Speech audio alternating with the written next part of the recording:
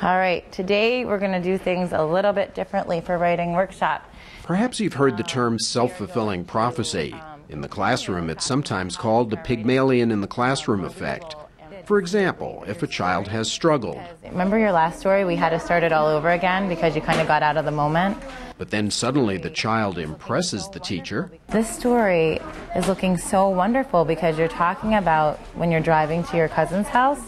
And so far you're staying in the moment and you're telling us lots of good detail about where you were and that it took a long time. This may cause the teacher to raise her expectations of what the child can accomplish. So if you can continue talking about all these wonderful things that happen and drawing all the nice detail of your car, it's going to be a great small moment story. And a positive self-fulfilling prophecy may occur.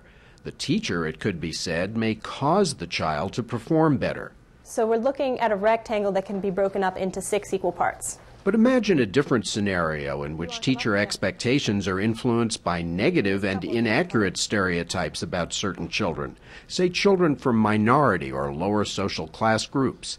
In such a case, a negative self-fulfilling prophecy might result, even though the teacher's expectations are based upon false or stereotypical information. Such children might well underperform. Just how powerful are self-fulfilling prophecies in the classroom? Who might they affect the most, and where else do they occur? Those are some of the questions raised by social psychologist Lee Jussum. One of the amazing things about self-fulfilling prophecy is that they have been found in almost every context that researchers have examined. So they occur in classrooms at every level of education. They occur in business contexts. They occur in military training. They occur in experimental laboratories. They occur between psychological counselors and their clients. Jussum says that about 40 years ago, a now famous classroom study suggested that self-fulfilling prophecies were dramatic and powerful. He disagrees. There were a small number of students in the original study that produced just wild IQ gains of 100 points or more.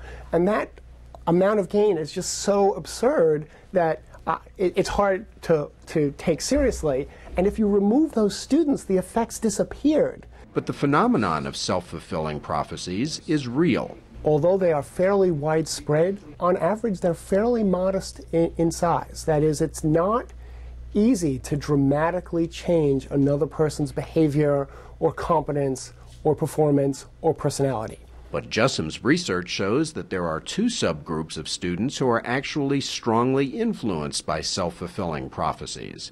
Among elementary school and junior high school students from lower social class backgrounds or who are African American, we got very large self-fulfilling prophecy effects. And the idea there was that such students would be more vulnerable to those kinds of interpersonal influences because of the fact that they came from stigmatized backgrounds.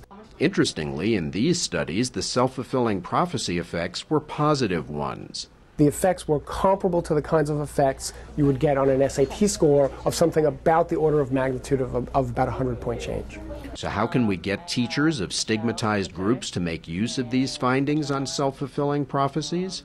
That's actually a really tough question. You can't just go in and say to some teacher, well, your expectations are too low, you have to raise them. I mean, that really doesn't work. They have to have some reason to believe things that could be different. I think what you do is create a perhaps somewhat different learning context in which that makes it easier for the students to show what they're capable of. But the key is to design an intervention that allows the kids to blossom, thereby giving the teacher the reason to believe that the kid is capable of more than the teacher might have thought of before.